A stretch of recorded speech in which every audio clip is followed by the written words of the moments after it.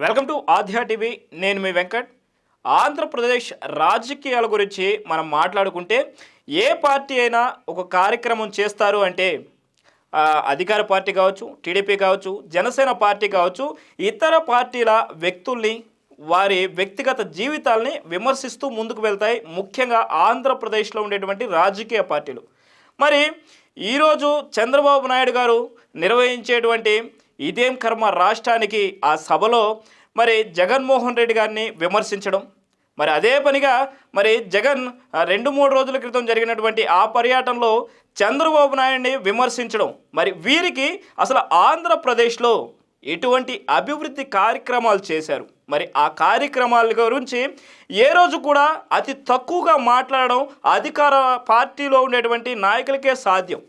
ముఖ్యంగా జనసేన పార్టీ కావచ్చు, TDP party కావచ్చు, ఏ చిన్న ట్వీట్ చేసినా లేకపోతే రాజకీయంగా ఏదైనా ఒక విషయం గురించి మాట్లాడితే వెంటనే మంత్రి అంబటి రాంబాబు స్పందించి దానికి ఘాటుగా సమాధానం చెప్తారు. ఇక జంగారెడ్డి గూడెంలో ఈరోజు జరిగేటువంటి ఇదేం కర్మ రాష్ట్రానికి సభలో ఎన్నో విషయాల గురించి బీసీలని అధికార పార్టీ అనగదొక్కుతోందని చంద్రబాబు నాయుడు చెప్పడం, అలాగే కాకుండా మరి తనకి ప్రాణహాని, తన కొడుకుకి లోకేష్కి ప్రాణహాని ఉందని చెప్పడం, ఈ విషయాల్ని అంబటి రాంబాబు తనదైన శైలిలో ఘాటు వ్యాఖ్యలు చేశారు.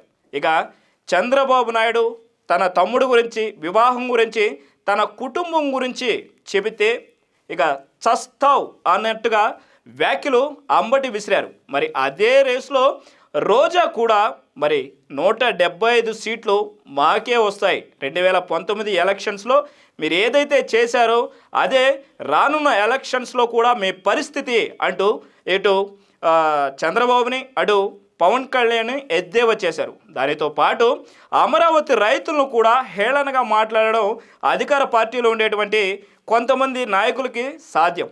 మరి మీరు చేసిన గడప గడప ప్రోగ్రాం ఎందుకు అంతగా ఫెయిల్ అయింది? ఆంధ్రప్రదేశ్లో అంతగా అభివృద్ధి చెందితే ప్రజల పట్ల అంత వ్యతిరేకత ఎందుకుంది అధికార పార్టీకి? మరి మీరు ఎప్పుడైనా ప్రజల సమస్యల గురించి ఒక ట్వీట్ చేశారా? ప్రజలు ఎన్నుకోబడిన నాయకులైనటువంటి మీరు ఎటువంటి ప్రజల సమస్యలు తీర్చారు అనేది మీరు ఏ రోజన్నా తెలియజేయడం జరిగిందా? ప్రజల్ని స్వయంగా ఆంధ్రప్రదేశ్లో ఉండేటువంటి ప్రజల్ని కానీ మనం ఒకసారి కలిసి మాట్లాడితే చాలామంది ప్రజలు అధికార పార్టీకి కొంచెం వ్యతిరేకంగానే వాళ్ళు నిరసన వ్యక్తం చేస్తున్నారు.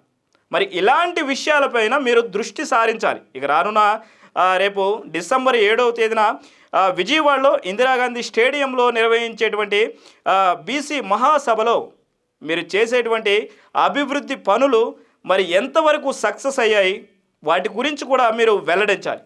మరి ఆంధ్రప్రదేశ్లో ఏ రాజకీయ పార్టీ అయినా, ఏ రాజకీయ నాయకులైనా మీరు వ్యక్తిగతంగా మాట్లాడడం, లేకపోతే మీరు పార్టీల గురించి మాట్లాడడం పక్కన పెట్టి మరి అట్టడుగు ప్రజలు వాళ్ళకి చేసేటువంటి ఆ కార్యక్రమాలు ఎంతవరకు ఆంధ్రప్రదేశ్ని అభివృద్ధి పథకంలో తీసుకెళ్తున్నారు, పోలవరం ప్రాజెక్టు ఎంతవరకు వచ్చింది అనేది ప్రజలు ఆలోచిస్తున్నారు. దానికి సుముఖంగా మీరు మాట్లాడాల్సిందిగా అక్కడ ప్రజలు కోరుకుంటున్నారు.